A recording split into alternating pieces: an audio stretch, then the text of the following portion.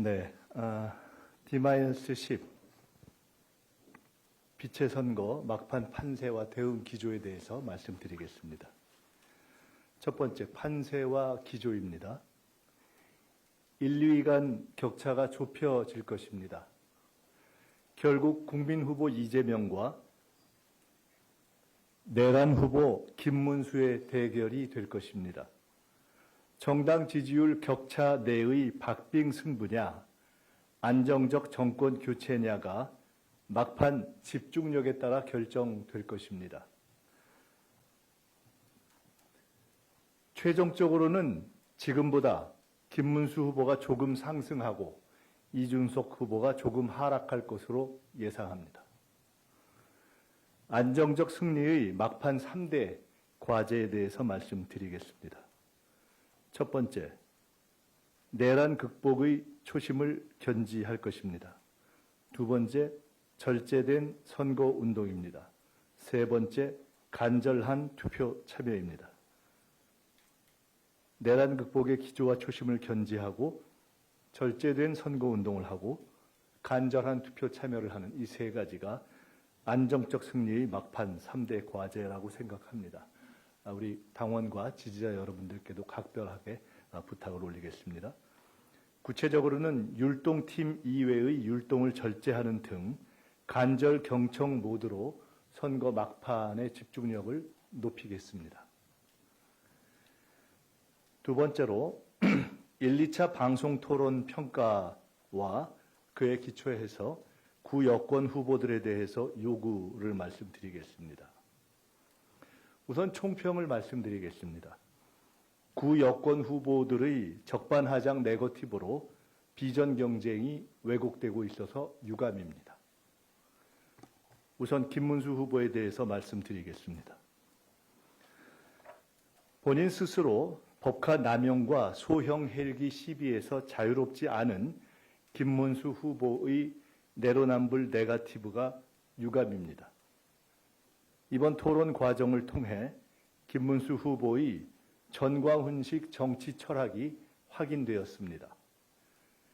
김문수 후보의 당선은 결국 윤석열 전 대통령의 단죄 실패와 면죄부 발급 및 사면의 길을 여는 것이 될 것이라는 점도 확인되었습니다. 김문수 후보의 대통령 후보로서의 최대 결격 사유는 반헌법적인 뉴라이트 매국 사관이라는 것도 드러났습니다. 김문수 후보는 백범 김구 선생과 우리 선열들의 일제시대 국적에 관련한 광복회의 질의에 묵묵부답을 계속하고 있습니다. 백범 김구의 국적이 중국이었고 일제 시기 우리 선조들의 국적이 일본이었다는 입장은 국제법과 일본의 당시 법률 그리고 사실에 배치되는 반지성적인 매국 사관입니다.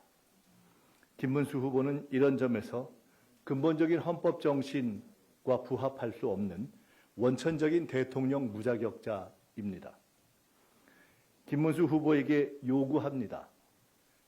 일제시기 국적 문제에 대한 광복회의 질문과 호사카 유지 교수가 제기한 구체적인 비판의 내용에 대해서 하나하나 답할 것을 요구합니다. 적어도 대한민국의 대통령이 되려는 분이 대한민국 광복회가 제기한 근본적인 문제와 구체적인 내용에 대해서 답하지 않는다면 대통령은커녕 대한민국 국민으로 있을 자격도 없다고 생각합니다. 두 번째로 이준석 후보와 관련해서 말씀드리겠습니다. 이준석 후보는 TV토론 과정에서 스스로 윤석열 정권을 탄생시킨 개장사의 책임에 대한 일체의 반성이 없는 무반성 후보임을 드러냈습니다.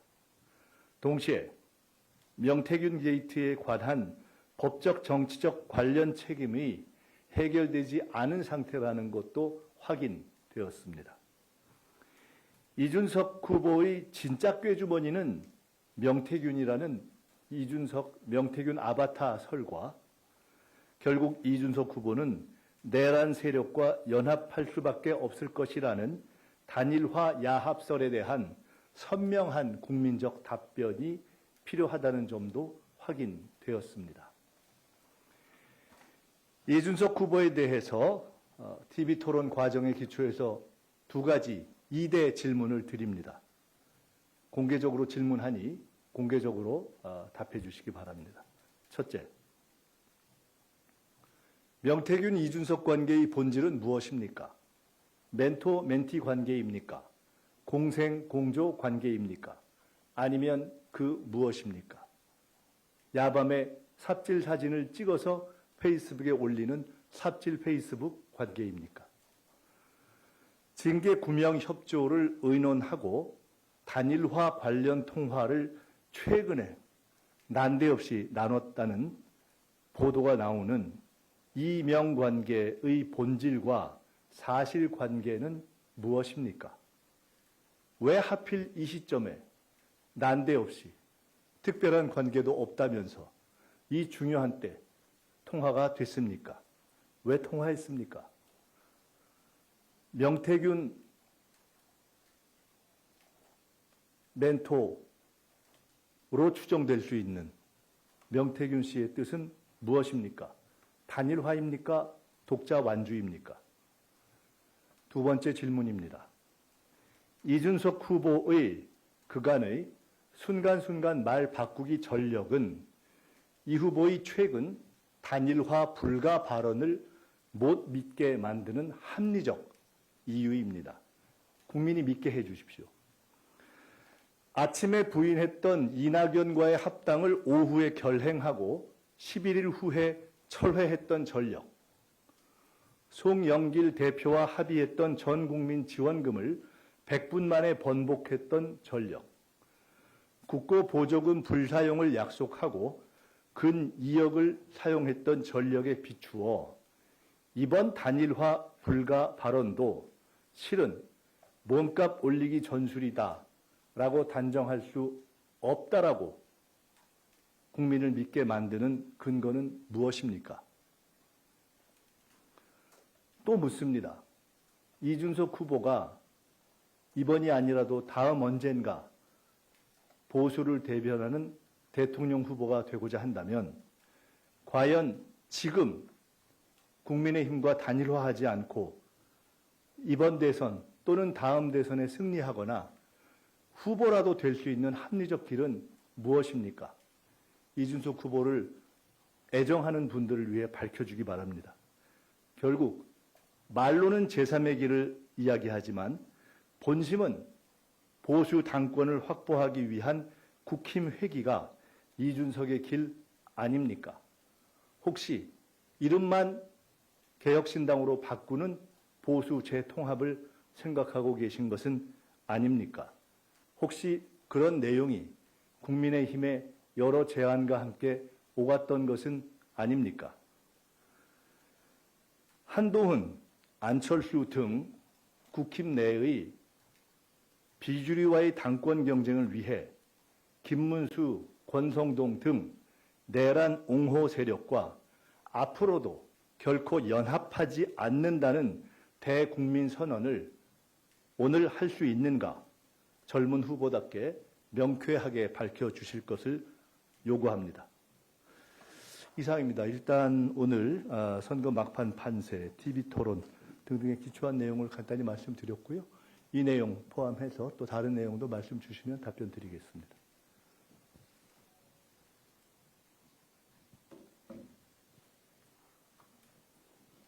네, 여기 성함과 소속 밝혀주세요. 네, 말씀 주시죠. 네, 안녕하십니까. 저 데일리안의 김찬주 기자라고 합니다. 위원장님 말씀 좀 들어보면 이준석 후보와 좀 김문수 후보의 단일화를 경계하는 것으로도 들리는데요. 최근 좀 여론조사에서 지지율이 가면 갈수록 좁혀지고 있다. 이런 부분에 대한 불안감 혹은 당혹감이 작용한 게 아니냐. 이런 분석도 있습니다.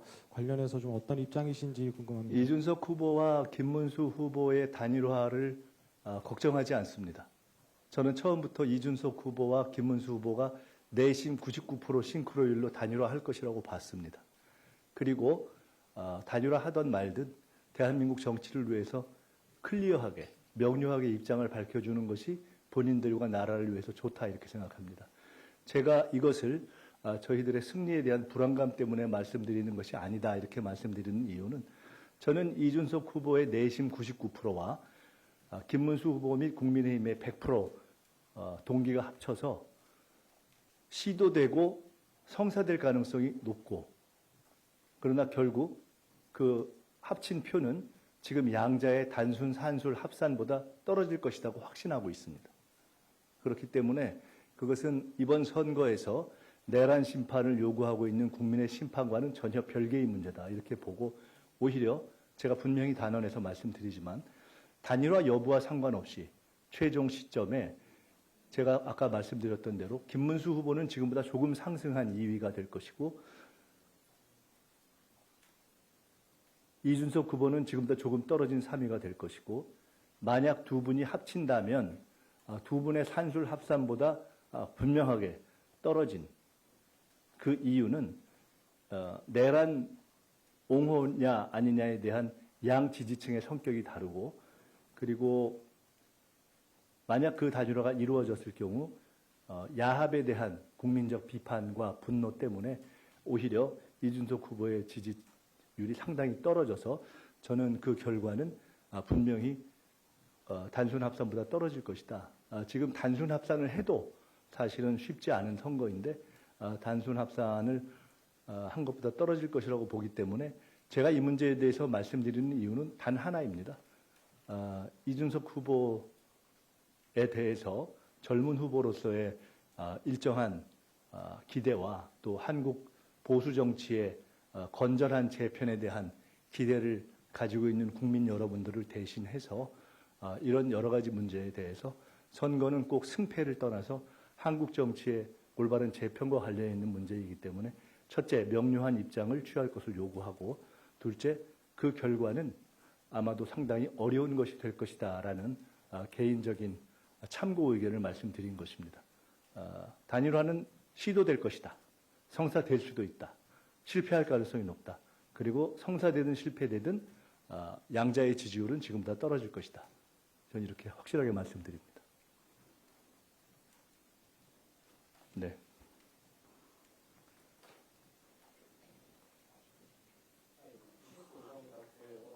한 가지만 더 말씀드리면 제가 몇 가지 이렇게 예측을 했던 가운데 가령 한덕수 대행에 대해서 본인이 출마를 할 것이라는 입장을 이른바 노코멘트라는 이름으로 사실상 온 국민이 다 아는 거짓말을 했을 때 결국은 사퇴할 것이고 출마를 못할 것이다라고 하는 예측을 꽤 오래전부터 한 적이 있었습니다. 이번에도 저는 같은 근거를 가지고 말씀드립니다. 그렇게 어려운 예측이 아닙니다. 시대 정신이 있기 때문에 그런 점에서 볼 때 시도되고 성사될 경우에는 합산 지지율보다 떨어질 것이고 그래서 결국 고민하다가 실제로는 끊임없이 시도를 고민하다가 못할 가능성이 높다. 저는 이렇게 봅니다. 네. 이재명 후보가 이번에 그 비법조인 대법관 증언 관련해서 이제 민주당의 공식 입장 아니라고 이제 섣부른 생각을 하지 말라면서 당내에 자중 지시를 했다고 말씀하셨는데요. 이게 비법조인 대법관 증언법에 국한된 건지 아니면은 헌재법 발의된 거 포함해서 서울개혁 법안 자체에 모두 다 신증을 기하자는 건지 만약에 그리고 발의 전에 논의를 좀 더 진행을 해보자 이런 취지로 말씀하신 건지 궁금합니다.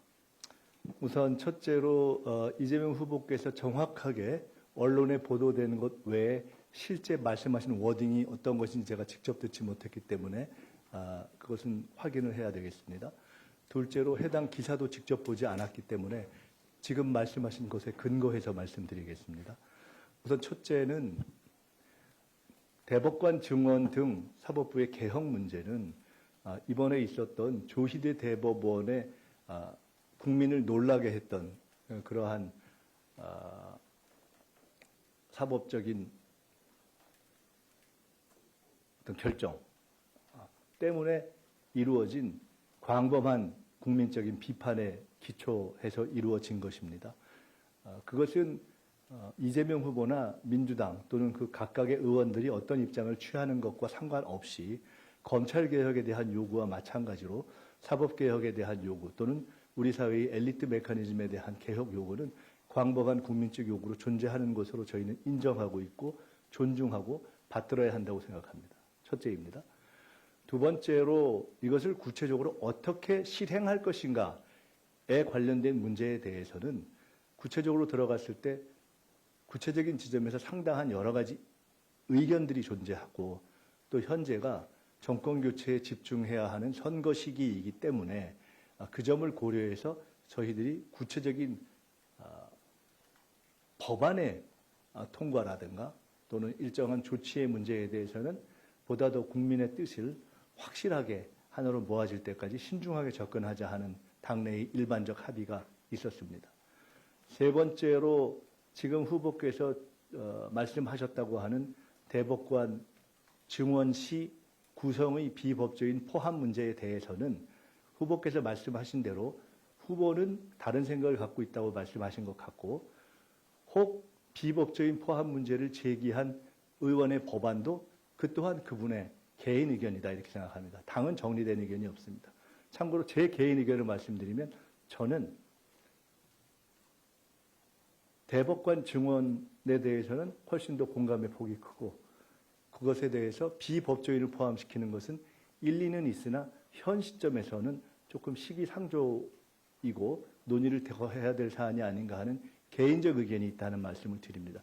이렇게 여러 가지 개인적 의견이 존재하는 것이다 이렇게 말씀드리고요. 대략 이 정도로 설명드리면 될 것 같습니다.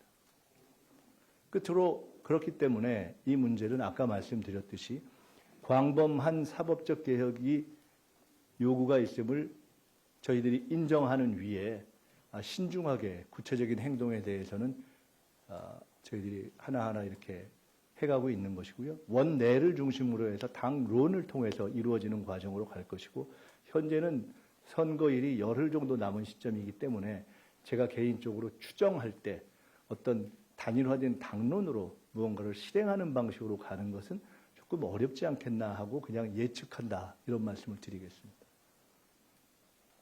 후보께서도 그런 차원에서 현재로서는 후보께서 이런 개별 사안에 대해서 선거운동 외의 사안에 대해서 일일이 관여하시거나 일일이 보고를 듣고 계시지는 않기 때문에 아마 그런 차원에서 후보께서도 개인 의견을 말씀하신 것이 아닌가 싶습니다. 네.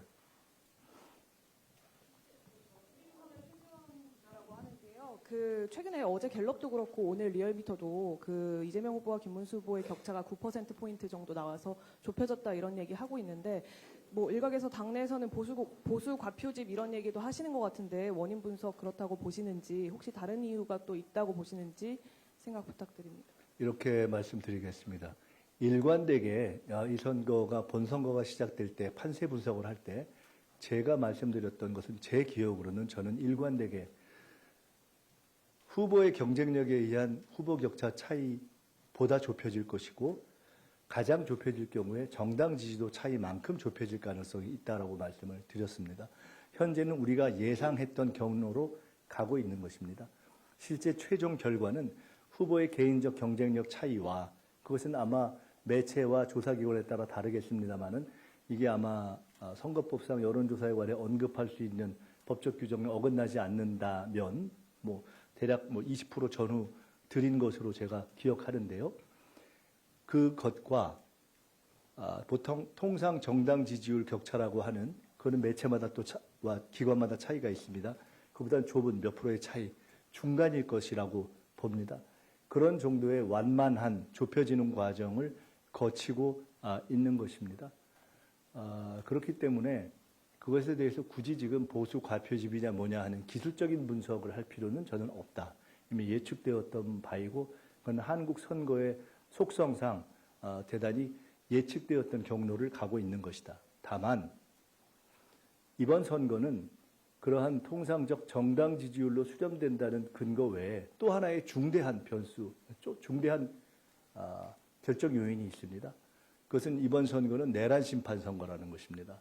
그렇기 때문에 모든 조사에서 내란 심판에 대한 지지 그리고 정권 교체에 대한 지지가 대략 국민의 상당한 과반을 넘는 것으로 나타나는 것입니다. 그래서 최종 결과는 아까 말씀드렸던 개인 격차와 정당 격차 사이로 좁혀지고 있는 하나의 추세, 그리고 두 번째로는 이준석 후보가 존재하기는 하나 사실상 양자 대결로 진행되어질 그러한 흐름, 세 번째로 그럼에도 불구하고 정권 교체의 큰 도도한 흐름, 이 세 가지가 결합되면서 좁혀지지만 그러나 그 큰 흐름을 어떤 잔기술로도 뒤집을 수 없는 그러한 결과로 가고 있다고 봅니다.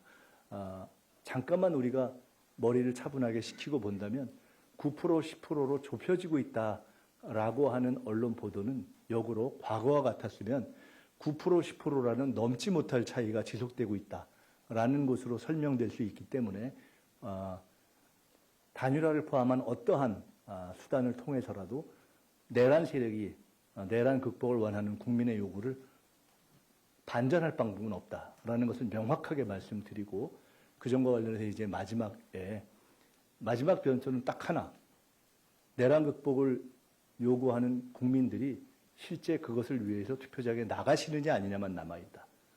내가 안 나가도 될 수 있다라는 그러한 방심은 언제든지 이 내란의 지속과 윤석열의 사면을 가져올 수 있기 때문에 현재 국민 일반의 의사에 따라서 국민 일반과 함께 국민들께서 투표장에 나가주시면 이번 내란은 진압되는 것입니다. 그리고 누구도 어떠한 야합도 그 흐름을 뒤집을 수는 없다 하는 것을 다시 한번 분명히 말씀드립니다. 네. 네, 그 김대남 영입, KBS 김청윤 기자입니다. 김대남 영입 관련해서 좀 문책을 지시했다는 말씀하셨는데 실제 진행되고 있는 게 있는지, 그리고 보수 인사 영입 관련해서 좀 문턱이 뭐 이렇게 철저하게 됐다는 보도가 있는데 그 이후로 좀 문턱이나 조치 같은 게 이루어진 게 있는지 여쭙겠습니다. 우선 그 보수 인사 영입과 관련해서 제가 몇 가지 좀 팩트를 말씀드리겠습니다. 그동안 진행됐던 조금 명망성 있는 보수 인사들의 경우에는 상당 부분 이러저러한 경로로 추천돼서 제가 마지막에 접촉했던 분들이 많습니다. 그 이번에 공동선대위원장급으로 참여했던 분 가운데 그렇게 해서 일정한 상당수의 보수 인사들이 참여했습니다. 그렇게 구성이 되고 난 이후에 아마 저는 지금 우리 당에 참여한 보수 출신의 인사들이 이제는 개별 단위가 아니라 일정한 그룹으로 존재하는 단계에 이르렀기 때문에 이분들이 앞으로 어떻게 보수 정치의 미래를 건강하게 만들어갈 것인가에 대한 논의와 고민을 하고 계신 것으로 알고 있고, 그에 대한 입장이 곧 표명될 것으로 듣고 있습니다. 그래서 그 과정을 거쳐서 지금 김대남 씨의 경우를 포함해서 이런 개별적 합류가 아니라 상당한 선대위 자체에서도 일일이 체크할 수 없는 상당한 폭과 속도로 지금 결합이 진행되기 시작했습니다. 김대남 씨의 경우는 그 1단계가 아닌 2단계에 생긴 일입니다. 그러니까 아까 말씀드렸던 개별의 결합으로 보수 인사들이 합류했던 1단계, 적어도 선대위원장급 정도로 합류를 했던 그런 1단계가 지나면서 중앙에서 체크되지 않는 상당한 수의 인사들이 다양한 방식으로 선대위의 문을 두드리고 결합을 요청하는 과정이 시작되었습니다. 그래서 후보는 물론이고 중앙선대위의 지도부조차도 어떤 분들이 과거에 다른 당의 당적을 가지고 있는 분들이 참여했는지를 일일이 체크하지 못하는 상황이 생겼습니다. 그래서 저희가 이 문제에 대해서 상임선대위원장인 박찬대 대행, 그리고 총괄 상임본부장인 윤호중 본부장 등을 중심으로 해서 관련한 모든 보수 출신 인사들의 정보를 취합해서 체크하는 그런 과정을 두기로 했는데 그런 과정이 충분히 공유되지 않은 단계에서 이러저러한 논의가 진전되고 특히나 본인들 스스로 영입이 아니라 그냥 합류를 한 경우들이 있습니다. 영입, 다른 분들은 다 예를 들어 우리 지금 공동선대위원장으로 들어오신 분들은 저희가 예를 갖춰서 영입했지 않습니까? 김상욱 의원도 예를 갖춰서 직은 안 드렸지만 들어와서 회의에 오셔서 옷을 입혀드리는 이런 절차를 취했지 않습니까? 그런데 그런 것이 아니고 그냥 본인들이 입당원서를 내는 경우는 다른 모든 대한민국 국민의 입당원서 제출과 마찬가지로 입당원서 제출로 끝납니다, 사실은. 그러니까 아무도 사실 알 수가 없습니다. 그런 과정에서의 어떻게 보면 혼선이 있었고, 어떻게 보면은 그런 자발적 합류가 있었고, 또 어떻게 보면은 중앙에서 거르기로 했는데 미처 거르지 못한 그러한 착오가 있었던 겁니다. 그걸 혼선이라고 규정하기도 어렵고, 착오라고 규정하기도 어렵고, 잘못됐다고 규정하기도 어려운 자발적으로 입당했는데 그것이 충분히 중앙에 전달되지 않아서 확인되지 않은 그런 과정이 있습니다. 후보께서는 당연히 이러한 모든 케이스가 중앙에서 보고되고 걸러지는 평상시기에 일반적인 주요 인사의 복당 절차 또는 영입 절차에 해당하는 것이라고 생각해서 이것이 뭐가 문제가 있지 않았는가라고 말씀을 하신 것인데 실제 상황은 지금 말씀드린 것처럼 이미 예를 갖춰서 영입하는 단계를 넘어서서 상당수가 자발적 입당을 다수가 해버리는 단계에 들어서서 중앙선대위도 지금 예를 들어 임명장 발급의 경우와 마찬가지로 일일이 과거의 당적과 그다음에 프로필을 확인하는 과정에서 시차가 존재하고 워낙 많은 일들이 존재합니다. 김대남 씨의 경우도 제가 그렇게 참여해서 무슨 본부장이 되었다는 것을 모를 정도면 제가 비교적 지금 이 상황에서 알고 있는 사람인데 그러면 얼마나 이것이 이렇게 복잡한 상황에서 진행됐다는 것을 이해하실 수가 있을 겁니다. 그래서 그런 과정에서 진행되었고 아마도 조금 여유가 있었다면 당연히 중앙에 보고되고 취합됐을 텐데 취합되기 전에 그것이 영입이라고 오보가 나간 겁니다. 명확하게 말씀드리지만 그걸 과정을 어떻게 평가하더라도 그것은 영입이 아니었습니다. 자발적 입당 내지 합류였습니다. 영입이라는 오보가 나오자 이것이 어떻게 된 것일까라는 확인 과정이 있었고 영입이라면 잘못됐으니 문책해야 되는 것이 마땅하지 않느냐라는 후보의 지적이 있었던 것도 당연합니다. 그러나 영입이 없었기 때문에 사실은 문책하기가 애매한 것입니다. 대략 이러한 상황 속에서 이에 대한 시비가 있어서 저희들이 제대로 그 의사 파악과 경과를 확인하기도 전에 본인이 다시 입장을 바꿔서 그 길을 다시 바꾸시기로 했다는 것을 저희가 뒤에 인지했다 이렇게 말씀드리겠습니다. 대략 이 정도면 될 것 같은데 저도 지금 옮겨야 돼서 한 말만 더 질문 받고 마치겠습니다.